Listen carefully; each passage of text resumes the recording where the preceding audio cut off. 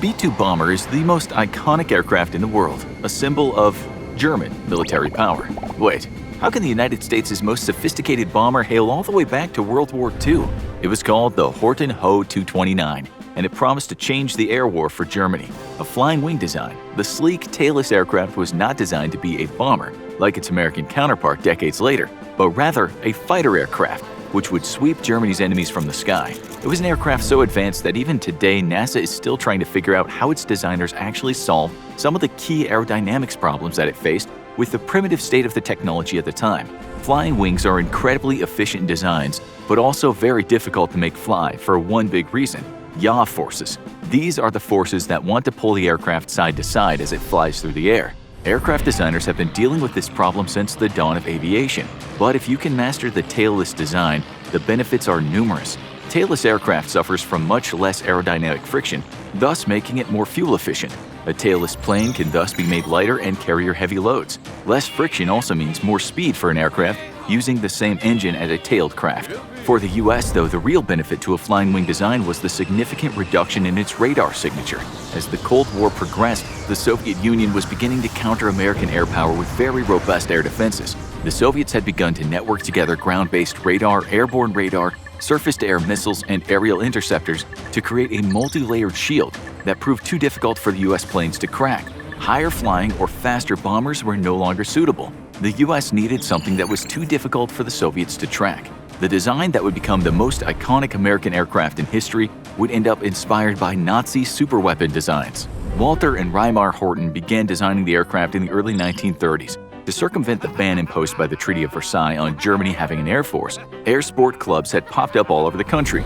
These clubs lured in aircraft designers and wannabe pilots, and would be in fact the very foundation upon which the mighty Luftwaffe would be created. Future Luftwaffe pilots learned how to fly by first learning how to pilot gliders and sailplanes created by these sport clubs. These unpowered aircraft circumvented the restrictions in the Treaty of Versailles, and certainly posed no threat as they couldn't possibly be armed. However, what the World War I Allies failed to see was how it was providing something far more important for the future German Reich: experience in piloting and designing aircraft of various types. The Hortens were quick to join in the popular pastime of both flying and designing aircraft, and turned to it with such vigor that they transformed their family's social room into a workshop to build new glider designs. The two were heavily influenced by Alexander Lippisch, a pioneer of the delta wing aircraft. Unlike traditional aircraft wings that stick out from the body, a delta wing features a blended body design, with the wings being an extension of the aircraft body itself. This provides significantly more lift for an aircraft by greatly increasing the lift surface area, and has the benefit of allowing such a plane to carry heavier payloads. The Hortens adopted Lippisch's idea of the delta wing design into their own glider, creating the Horten Ho 4 glider. This glider was built in 1941, aided by the experience earned by Walter Horten, who became a Luftwaffe pilot and taken part in the Battle of Britain. The body of the glider was mostly made of plywood and steel covered in fabric, with the last 6 feet of each wingtip made of detachable aluminum extensions. To increase the aerodynamic qualities of the aircraft and reduce drag, the pilot actually laid down on his stomach to control the aircraft, thus reducing the amount of canopy that jutted above the aircraft, which created extra drag. The glider was never meant to serve any practical military purpose, and historians suspect that the Hortens were using German war resources to further their own ambitions as aircraft designers. The two sought to break speed and altitude records, and some historians believe that they were more interested in their own careers as designers than in creating practical military aircraft. But when Hermann Göring, head of the Luftwaffe, requested designs for a new bomber, the Hortens saw their chance. Germany had entered the war with a critical deficiency that became obvious after the failure of the Battle of England. The Luftwaffe lacked strategic bombers, which severely limited how much damage the Luftwaffe could inflict on England from the sky. Envisioning a second successful Battle of England, the German Air Force desperately needed big bombers. Thus, Göring sent requests for a project called 3x1000, an aircraft that could fly 1,000-kilogram bomb loads 1,000 miles at 1,000 kilometers an hour. The radical design request called for an aircraft that was almost 100 miles per hour faster than the jet-powered Messerschmitt Me-262, the world's first fighter jet and fastest aircraft of World War II. That would mean that the plane would need to be designed around powerful new jet engines and be as aerodynamic as possible, which perfectly fit the designs of the Horten brothers. They were confident their flying wing design could satisfy the requirements of the 3x1000 program, and the use of jet engines would solve some fundamental problems of the flying wing design, which the United States would run into years after the war. While designing their flying wing, the Americans would use propeller engines which created dangerous vibrations across the aircraft, making it very difficult to control. Jet engines, however, removed this problem altogether. The brothers built up a series of prototypes they named the Ho-229.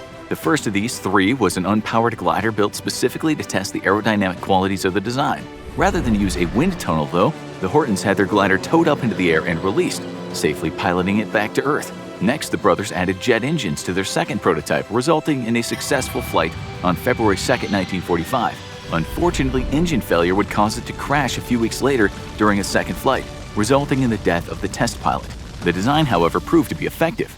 As the war turned against Germany, the priority shifted away from designing strategic bombers. What Germany needed was better and faster fighters to chase off the swarms of Allied aircraft, bombing German industry into oblivion.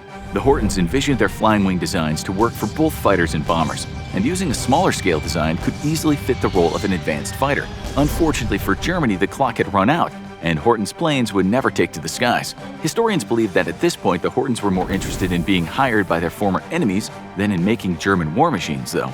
A Ho-229 prototype would fall into the hands of the Allies at the end of the war and be sent to England for a brief study before being turned over to the US. The British compiled a 60-page report after studying the prototype and investigating the Hortons, coming to the conclusion that the brothers were more interested in advancing their designs and setting new records than actually creating useful tools of war for the Luftwaffe.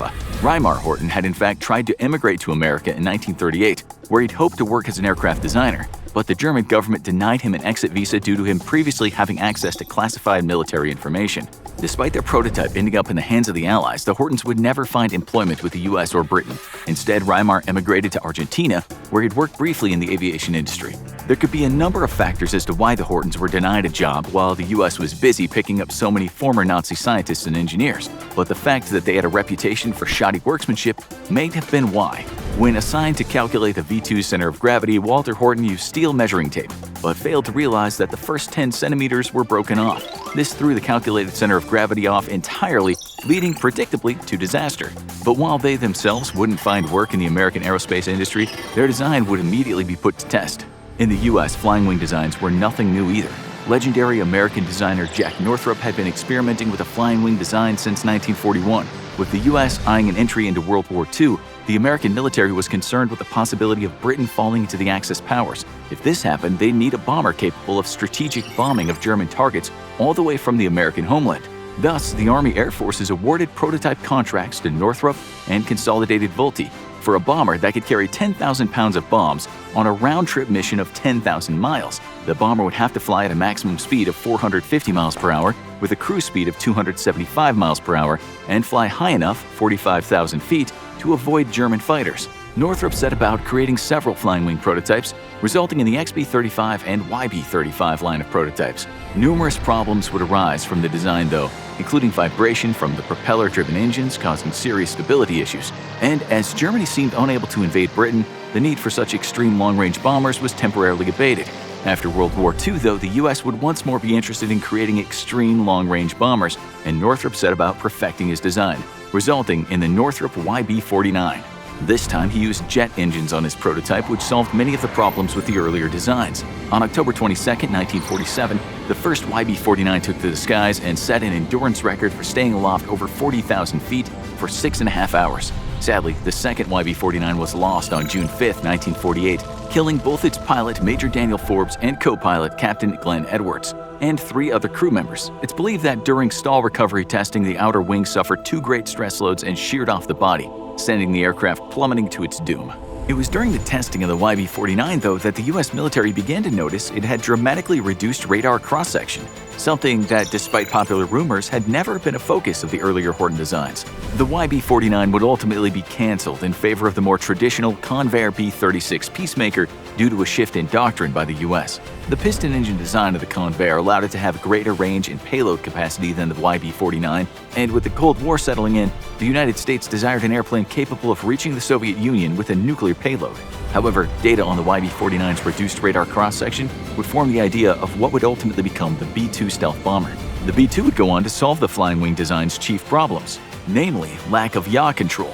Before the adoption of the fly-by-wire controls, pilots had to use hydraulics to directly affect an aircraft's control surfaces. This could end up not just being physically exhausting for a pilot, but meant far less accurate control was possible. Modern electronics, however, allowed pilots to fly an aircraft via an electronic interface, but it was the adoption of a computer that really allowed the B-2 to shine. An advanced flight computer, the most advanced in the world at the time, would translate pilot commands across the B-2's flight surfaces and even the engines, allowing the plane to perform maneuvers that would typically require tail rudders and elevators.